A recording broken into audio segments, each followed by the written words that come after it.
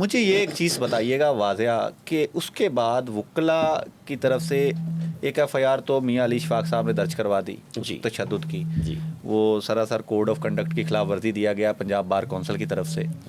مجھے یہ بتائیے گا کہ جب کراچی بار کا پلیٹ فارم موجود ہے, Sindh high court bar council کا پلیٹ فارم موجود ہے, تو کیا ایسی وہ اجلت تھی یا کون سے ایسے اس کے محرکات تھے اس کے پیچھے کہ جناب وہ آپ کے اوپر ایف آئی آر کے لیے تھانے میں اپلیکیشن چلی گئی اور ایف آئی آر بھی ہو جاتی ہے؟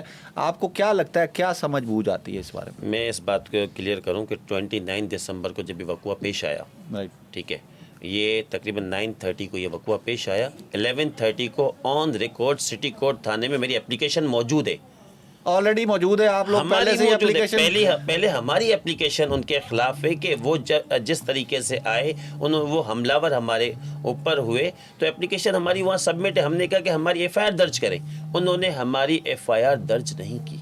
رائٹ. اس کے بعد ہمیں کہا جاتا ہے کہ آپ کی جو ایف آئی آر ہے وہ ہو جائے گی, اوکے, کچھ ٹائم ہمیں دے دیں. ہم چلے جاتے ہیں, پھر نائٹ میں دوبارہ جاتے ہیں تو پھر بھی ہماری ایف آئی آر درج نہیں مطلب ہوتی. پہلے اپلیکیشن آپ نے دی, پہلے درخواست گزار آپ تھے اور آپ کی درخواست کو پیچھے کر دیا گیا, تو پیچھے کوئی قوتیں ہیں, طاقتیں ہیں, کیا سمجھتے ہیں کون ہے؟ جب ہم مارننگ میں اٹھتے ہیں کہ ہمیں پتہ چلتا ہے کہ رات کے اندھیرے میں ایسی کیا بات ہوئی, ایسی کون سی قوت ہے, ایسی کون سی پاور ہے جو رات کے اندھیرے میں ہمارے خلاف 5 بجے ایف آئی آر درج ہو جاتی ہے.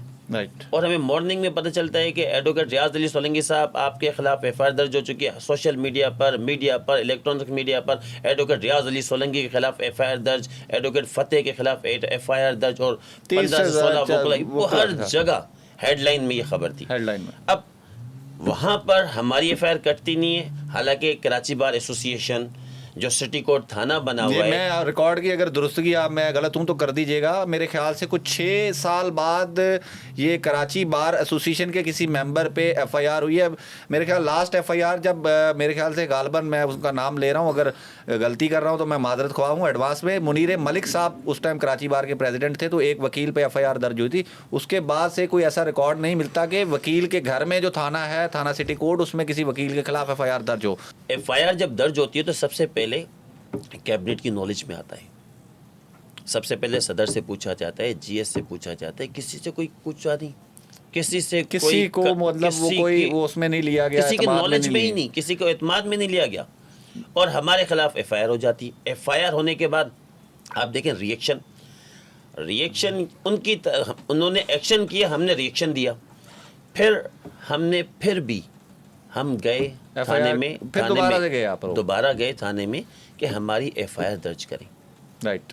تھانے میں, اور پرامن طریقے سے تمام وکلا گئے وہاں پر, ہماری بات چیت ہوئی ان سے, ایس ایچ او صاحب موجود نہیں تھے.